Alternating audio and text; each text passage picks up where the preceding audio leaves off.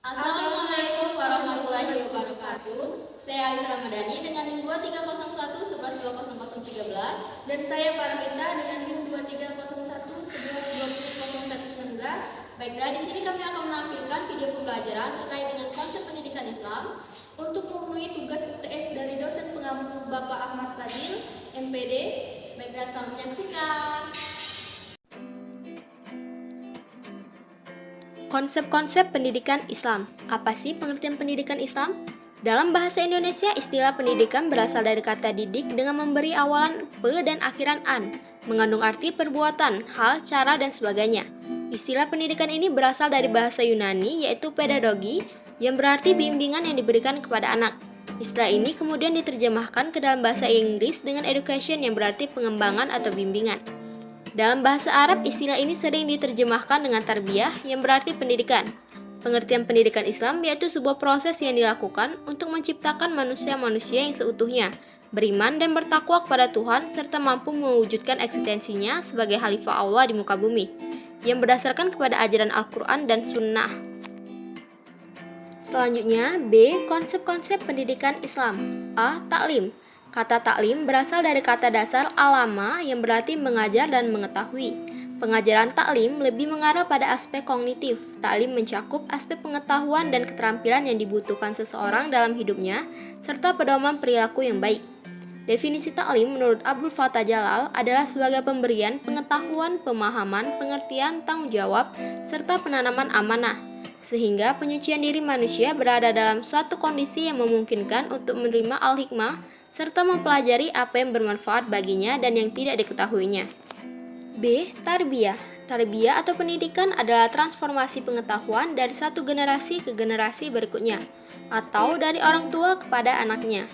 Transformasi pengetahuan ini dilakukan dengan penuh keseriusan agar setiap diri pada peserta didik memiliki sikap dan semangat yang tinggi dalam memahami serta menyadari kehidupannya, sehingga terbentuklah ketakwaan, budi pekerti, dan kepribadian yang luhur. Dengan terbentuknya individu yang seperti itu, maka suatu pendidikan dapat terrealisasikan tujuan-tujuannya. Di dalam bahasa Arab, kata al-tarbiyah memiliki 3 akar kebahasaan, yaitu yang pertama, rabba yarbu, memiliki makna tumbuh, bertambah, serta berkembang.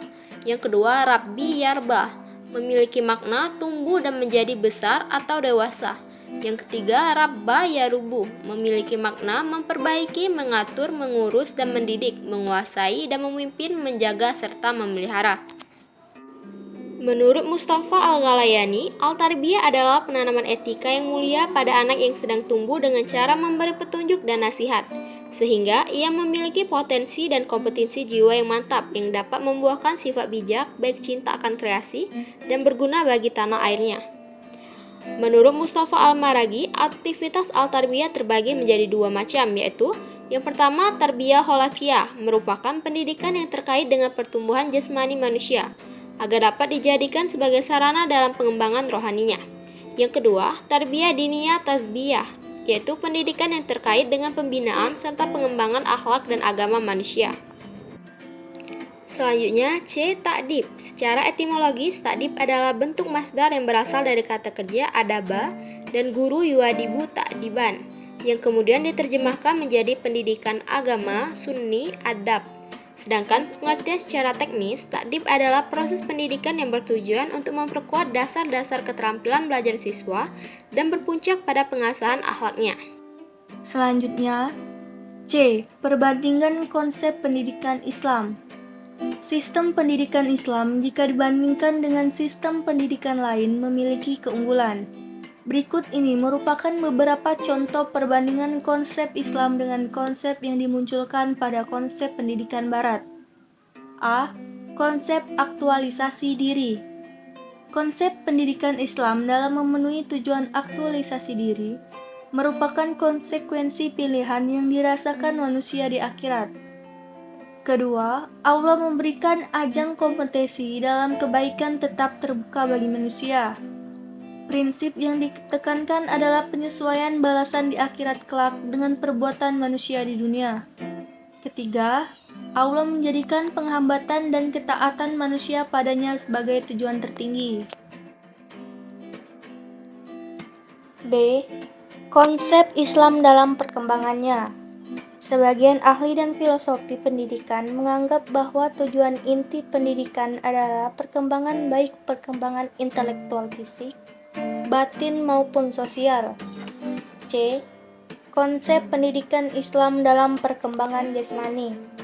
Dalam membina kekuatan fisik, Rasulullah SAW menganjurkan umat Islam untuk berolahraga, seperti berkuda, memanah, atau berenang. Banyak hadis Nabi yang menganjurkan umatnya agar memiliki kekuatan fisik. Dapat dikatakan bahwa pendidikan Islam sangat memperhatikan masalah perkembangan fisik dan pelatihan anggota tubuh yang diadakan untuk kebaikan manusia dan masyarakat.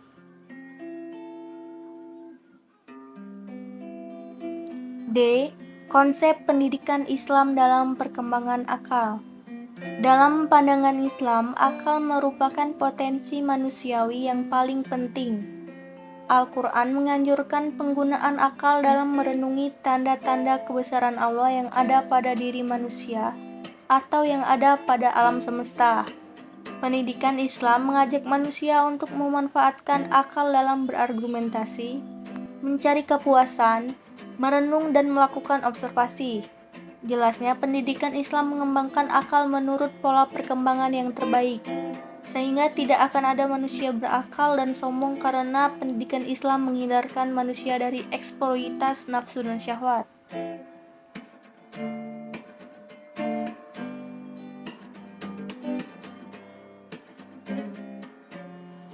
Apa sih tujuan pendidikan Islam? Pendidikan agama Islam sebagai suatu proses memiliki dua tujuan adalah sebagai berikut. 1.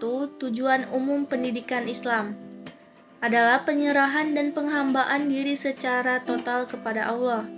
Tujuan ini bersifat tetap dan berlaku umum tanpa memperhatikan tempat, waktu, dan keadaan.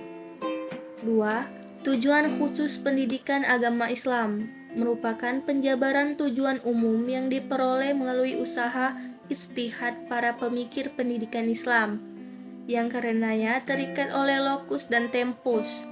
Tujuan khusus ini menjabarkan kompetensi yang harus dimiliki peserta didik setelah mengikuti suatu kegiatan belajar. Tujuan ini biasanya dijabarkan dalam bentuk kurikulum atau program pendidikan. Berikut beberapa hadis terkait pendidikan.